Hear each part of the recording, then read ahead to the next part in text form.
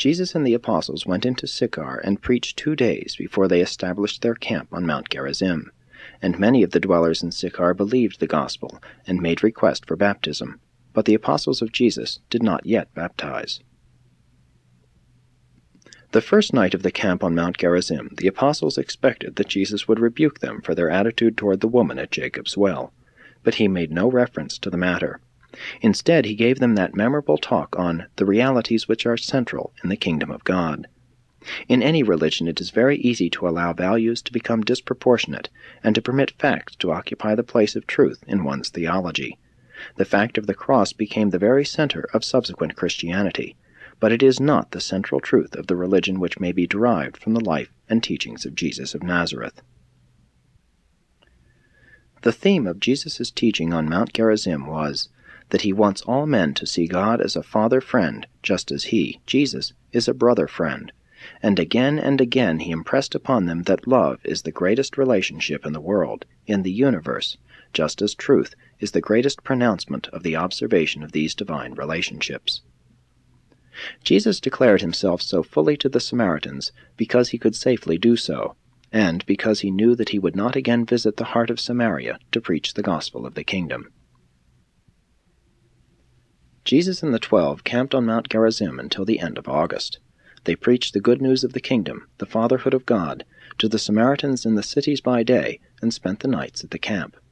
The work which Jesus and the 12 did in these Samaritan cities yielded many souls for the kingdom, and did much to prepare the way for the marvelous work of Philip in these regions after Jesus' death and resurrection, subsequent to the dispersion of the apostles to the ends of the earth by the bitter persecution of believers at Jerusalem.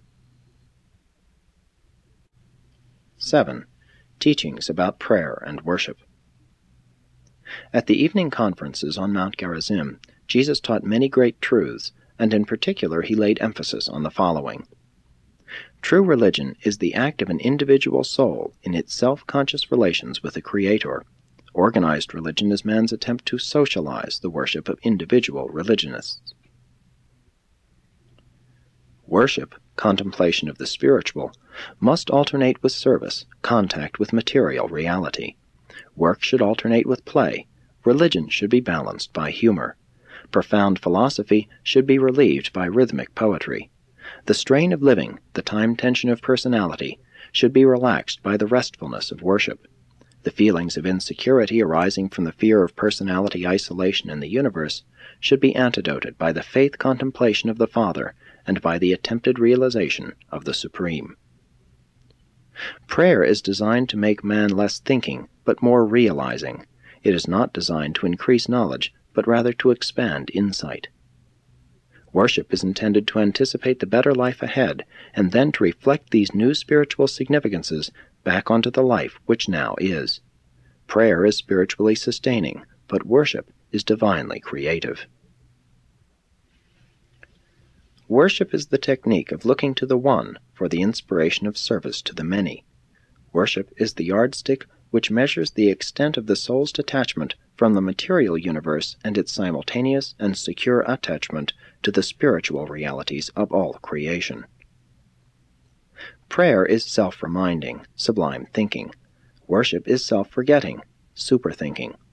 Worship is effortless attention, true and ideal soul rest, a form of restful spiritual exertion. Worship is the act of the part identifying itself with the whole, the finite with the infinite, the Son with the Father, time in the act of striking step with eternity. Worship is the act of the Son's personal communion with the Divine Father, the assumption of refreshing, creative, fraternal, and romantic attitudes by the human soul spirit. Although the apostles grasped only a few of his teachings at the camp, other worlds did, and other generations on earth will.